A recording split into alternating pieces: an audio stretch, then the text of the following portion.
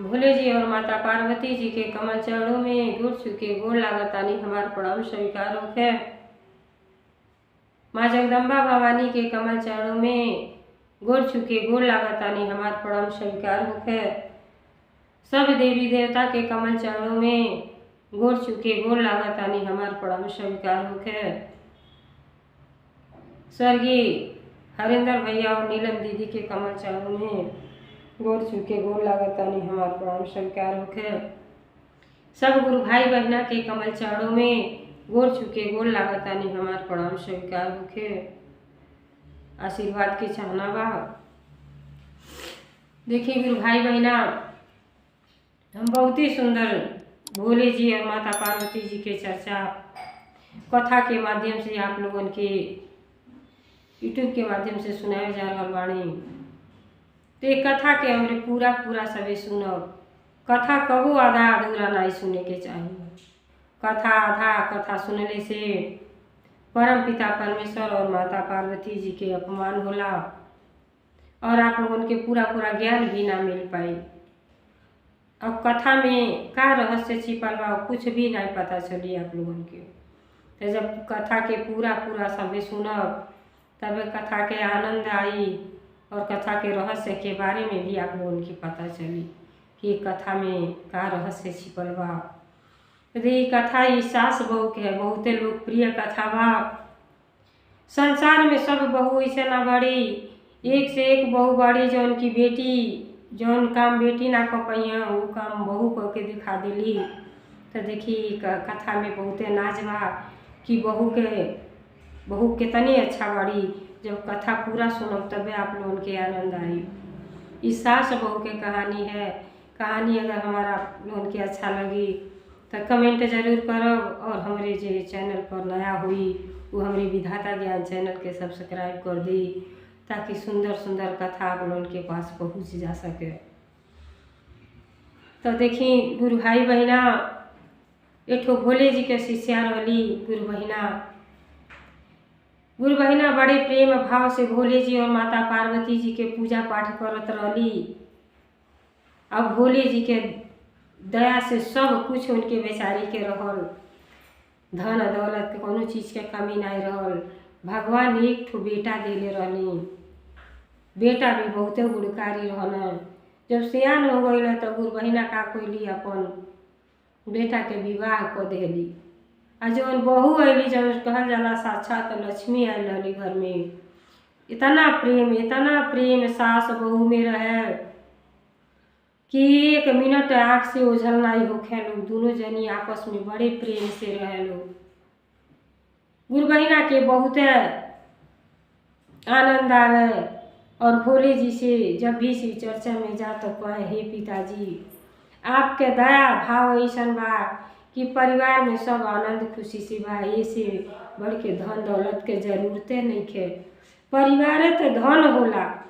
अगर परिवार प्रेम से बात और नमक रोटी आप खाए तो बड़े आनंद से जीवन के काट ली। अब दोनों जनी बड़े प्रेम व्यवहार से लोग रहत रहल। तो देखिए गुरु भाई बहना एक कमी रहल कि जौन सास रहली उनका पति ना रहला, उनका स्वर्गवास हो गई। लेकिन बेटा श्रवण जैसन बेटा और लक्ष्मी जैसे बहू के पाके बहुते खुश रही कि पति के कमी कबो ना उनके महसूस भई। कहीं रहे लोग कोनो काम बड़े प्यार से दोनों जनी करें आ कहीं जा लोग तो सथई आवे लोग। जैसे एक बेटी अपने माई से प्रेम करेली और माई अपनी बेटी से प्रेम करेली, अपार प्रेम रहे दोनों जनी में। तो देखिए गुरु भाई बहना, प्रेम का भूखा तो भोले जी और माता पार्वती जी हैं। और जब शिवरात्रि के दिन आवे वाला बा कितना जनी कहिए कि भांग धतूरा बेलपत्र आसानी से मिल जाला। जब नहीं आसानी से मिलेला वो सब जुटावेला कि गन्ना के रस ले लो और दूध ले लो, गंगा जल ले लो, अभिषेक करो तो भगवान जी खुश हो जाई। अरे मंदिर में जाए और मनवा करो तानी पूजा ध्यान बजूता में तो कहाँ से मन लागी। अरे श्रद्धा से अगर आप एक लोटा भोले जी के जल चढ़ा दे तो उतने में भोले जी प्रसन्न हो जाए वाला हो। तो प्रेम के के भूखा भूले जी हो।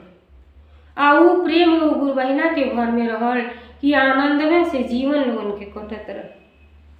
तो देखी लड़का बाहर रहत रहना, आ जब उनके शिव चर्चा के टाइम होके बूढ़ा के बड़ी पूजा पाठ करें, बहू जौन रहे वही तैयार करके सब नहा धुला के रेडी कर दा कि अम्मा जाई पूजा पाठ कर आई। अब बेचारी पूजा पाठ करे जा तो कही ना पावे कि ये बहू हमारो मन करता कि घर हमारी शिव चर्चा हो जाए, सावन के महीना चढ़ल बा। तो बेटा जब बाहर से आ गए ना तो थोड़ा मन में उल्लास होखे, लेकिन कहे नहीं। लेकिन वो बेटी बहू ऐसा रही कि बे कहले जान गई कि लगता अम्मू के मन बा घरे शिव चर्चा करौली के। उ जब शाम के वक्त सास बहू जब बैठली खाए लो, गुरु बहिना रविवार के दिन रहल, तो कहताड़ी कि अम्मा हो न रोज तो आप शिव चर्चा सुने जेबे करेनी, आ हमने के दू जनी रोहे नी घरवा के उड़ावो नहीं करेला। आपके लड़का आयल बानी तो काहे न अपनियो घरे सोमवार के शिव चर्चा हो जा, ताकि माई बेटी दोनों जनी बैठ के और पुत्र तीनों जनी आनंद उठा लिया जा। तो देखी गुरु भाई बहना उ मन के बात छीन लेहली बहू और सारा तैयारी को देहली सास के शिव चर्चा सुने करती, सब सामान जुटा देली।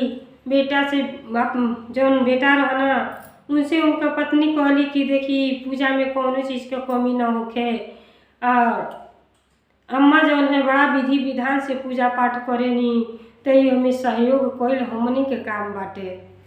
तो देखी कोनो चीज़ में छूटे न। तो इतना खुश भैली, सब चीज़ के तैयारी को देली और कहली कि अम्मा रोरे निमंत्रण दे आई अपने टोला मोहल्ला के, अभियान हमरे घरे शिव चर्चा हुई, भोले जी के आगमन हुई। देखी कितना शुद्ध विचार बा। तो देखी जवानी में सब कुछ बा, बुढ़ापा में तो कुछ ना आपको पाई।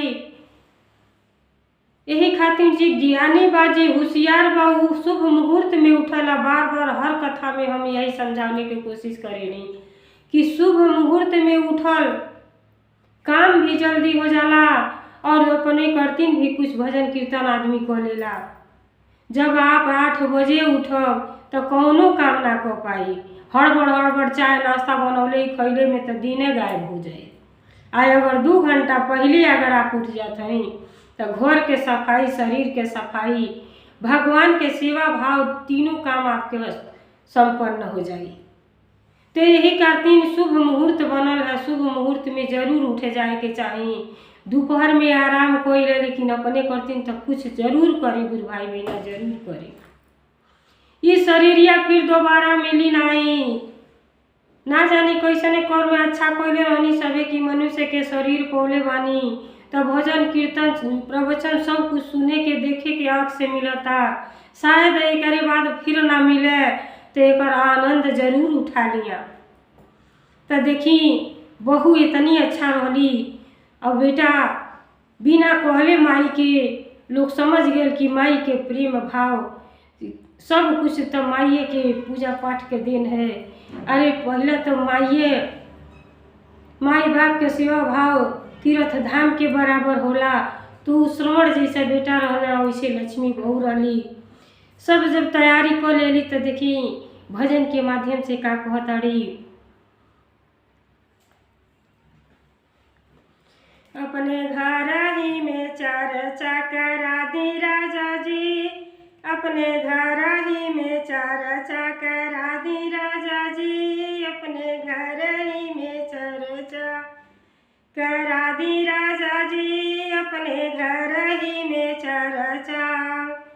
हमरे मनावा के शारदा पूरा दी राजा जी, हमरे मनावा के शारदा पूरा दी राजा जी, अपने मनावा के शारदा पूरा दी राजा जी, अपने आंगना में चर्चा करा दी राजा जी, अपने आंगना में चर्चा।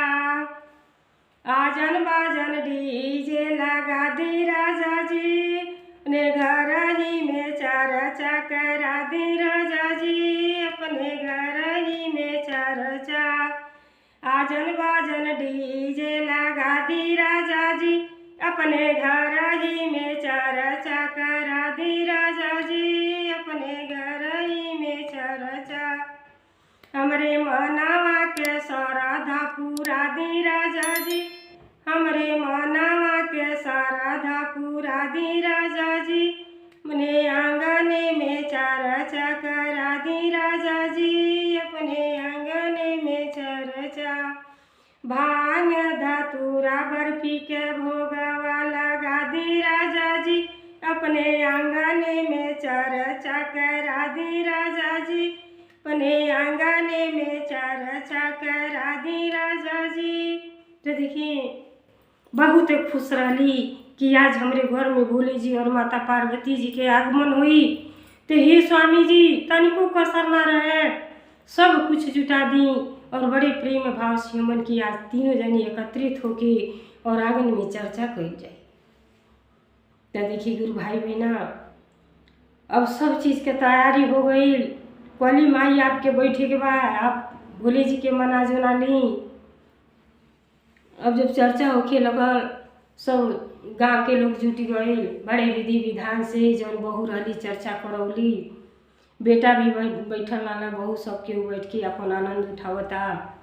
तो देखी गुरु बहिना के मन में यह बात जौन सास बैठल रही, कहली जी भोले जी बिना मांगल ही हे माता जी सब कुछ तो दे हनी, लेकिन अब एक क्या कमी बा कि हमके नाती पोता दे दी कि घर खुशिया से चहल पहल से भर जा।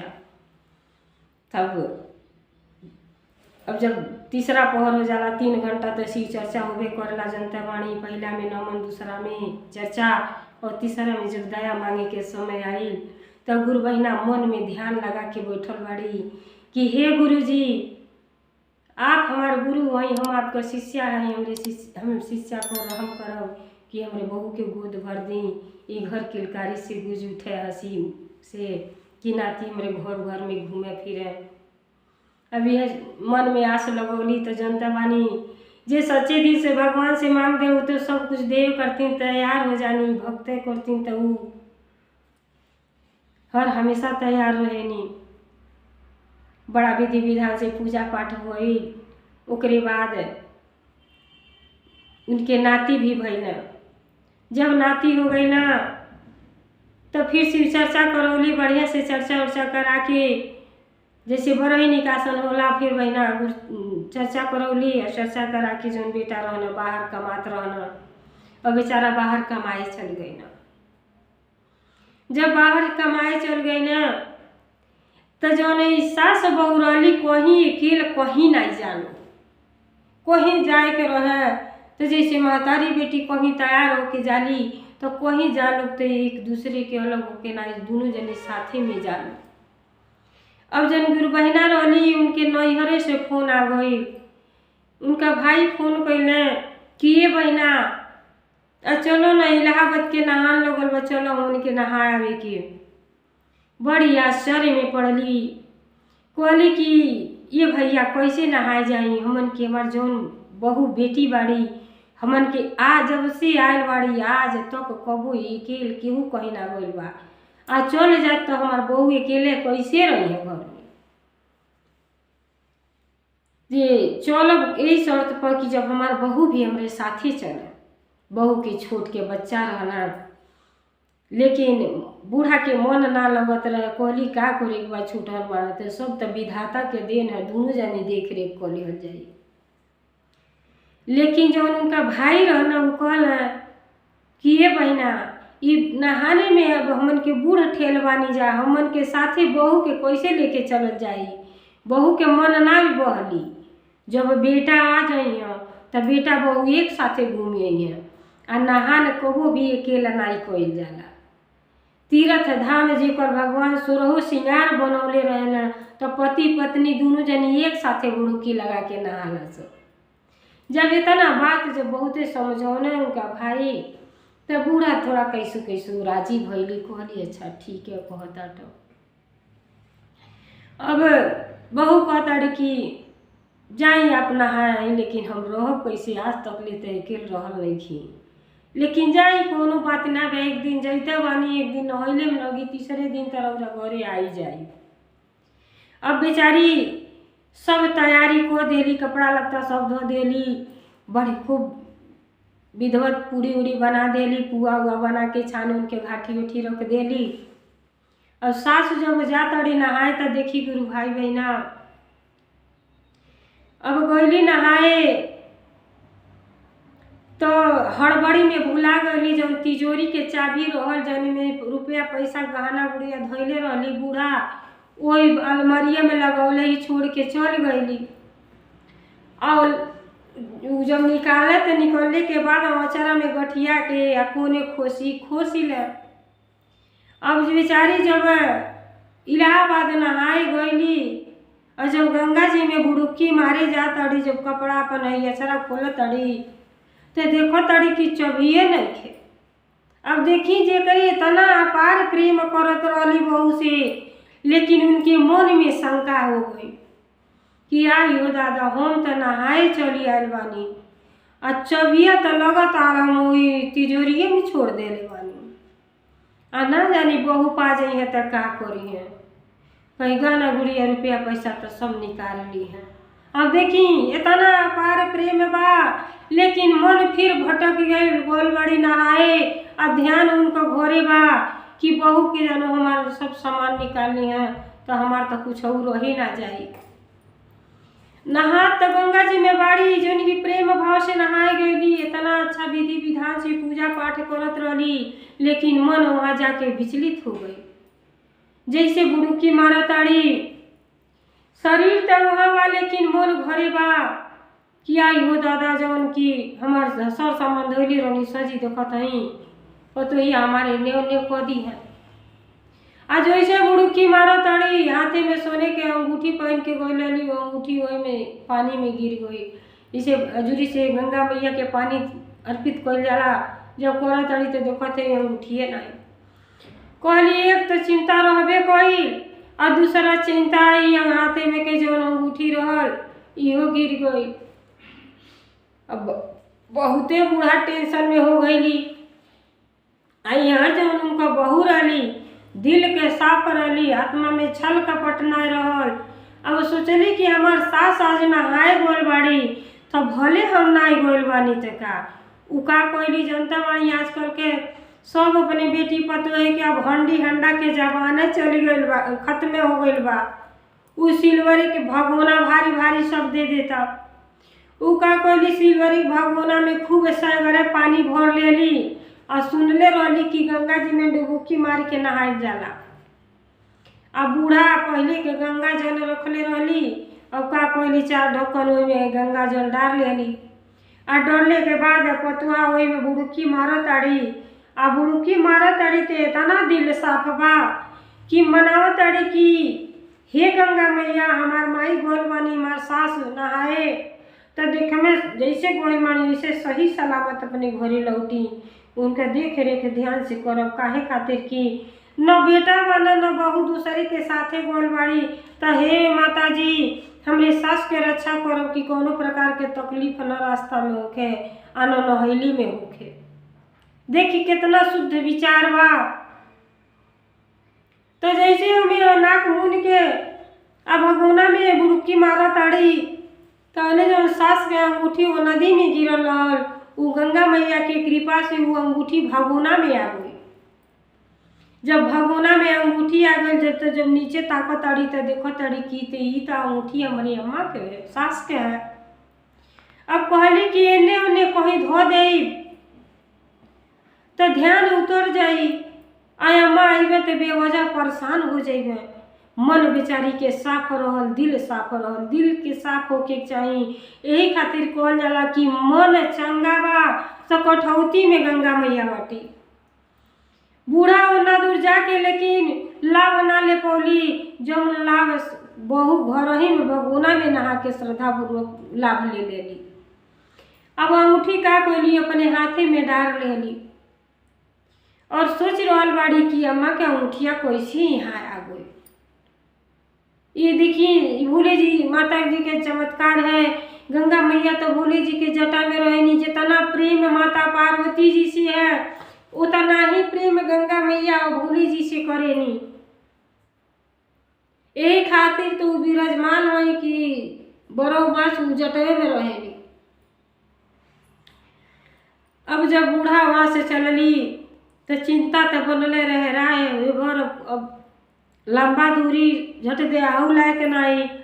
ये मन में बात देखी जे इतना प्रेम करता और मन में भावना दूसर आ गई।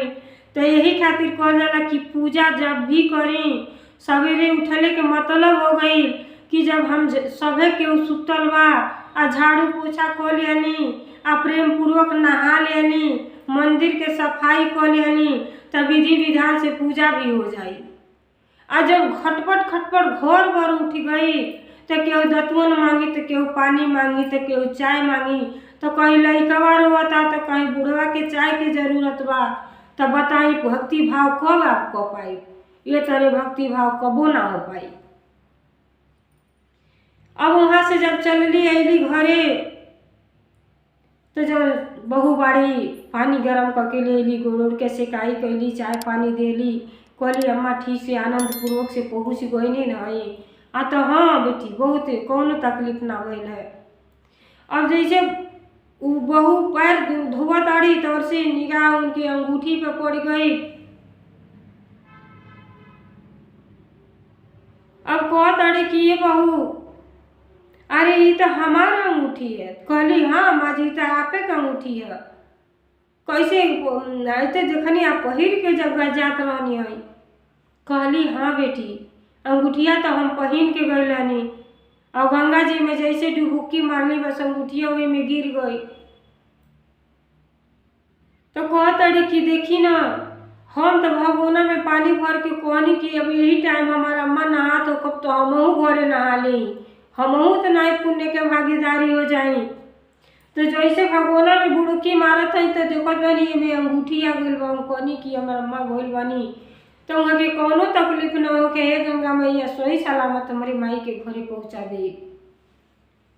अब देखी बूढ़ा के वही ज्ञान हो गई। अब बूढ़ा पैर ना धोले से पहले अपन जाके जब तिजोरी देखताड़ी कि जैसे चाबी लगौले रहली वैसे चाबी लगल बा और जैसे सब सामान धोले बाड़ी बहू हाथ नहीं लगौले। अब सास के ज्ञान हो गई कि हमार सब पूजा पाठ बेकार बा कि हम अपने ऐसा लक्ष्मी जी से बहुत पर शक कैनी ये कहाँ से शक के बीच हमारे अंदर आ गई। तब सास जो है अब मन के बात ही अपने बहू से बताने लगली कि ये बेटी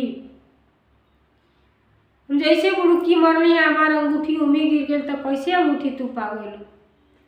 कहली कि देखी हमहू आप नहाए गई तो कहनी हमहू घर में नहा ली भगोना में अंगूठी पहनी है। ये सब गंगा मैया के आशीर्वाद है। बूढ़ा तुरंत समझ गई कहाँ से शिव भक्त रही।